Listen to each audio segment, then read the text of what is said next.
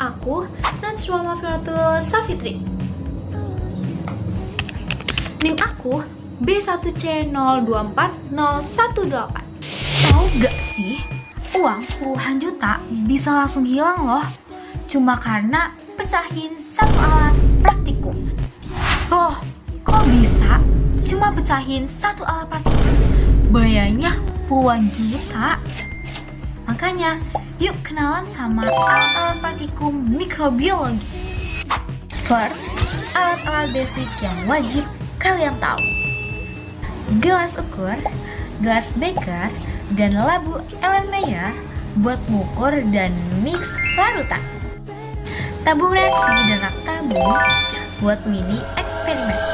Saluan Petri sebagai tempat nongkrongnya mikroba loh, atau sebagai wadah media pertumbuhan mikroba.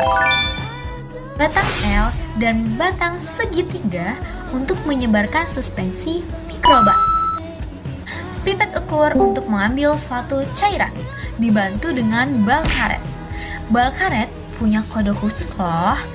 Ada A, S, dan E. Untuk A itu untuk mengeluarkan udara. Untuk S untuk mengambil atau menyedot. Dan untuk E itu mengeluarkan cairan. Alat pendukung lainnya ada autoclave, oven, inkubator, dan water bath. Squat wajib buat sterilisasi dan kultur mikroba.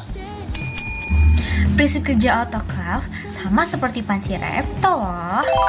Dengan mengandalkan uap air panas dengan suhu 121 derajat Celcius dan tekanan 2 atm. Prinsip kerja oven itu menggunakan uap kering, di mana dengan suhu 60 sampai 180 derajat Celcius.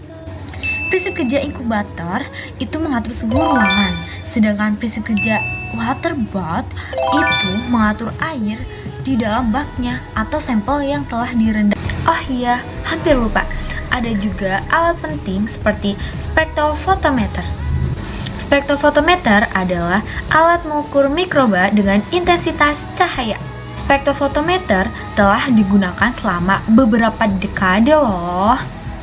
Dia mengukur kepadatan populasi bakteri sebagai kekaruhan yang dinyatakan optical density pertumbuhan sel dan medium kultur dapat dipantau melalui pengukuran absorbansi dan transmisi cahaya karena nilai absorbansi berbanding lurus dengan konsentrasi sel, sedangkan presentase transmisi cahaya berbanding terbalik dengan konsentrasi sel. Timbangan analitik digunakan untuk menimbang sejumlah kecil di bawah 2 gram material. Hot plate untuk memanaskan atau melarutkan media. Tanpa media kultur, mikroba gak bisa hidup ataupun tumbuh loh.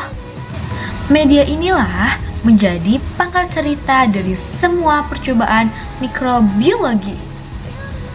Media kultur merupakan komponen utama dalam pertumbuhan mikroba, sehingga sterilisasi dan pemilihan media yang tepat menentukan keberhasilan isolasi.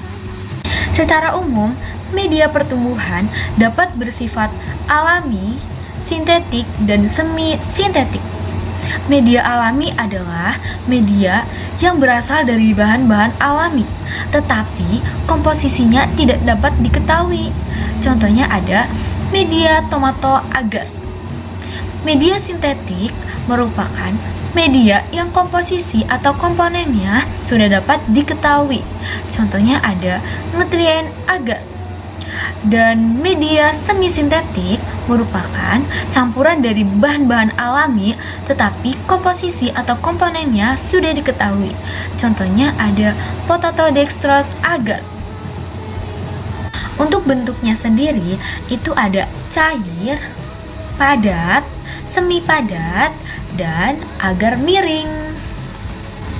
Teknik aseptis penting diterapkan agar sampel yang dipindahkan tidak terkontaminasi dan menjaga keselamatan peneliti.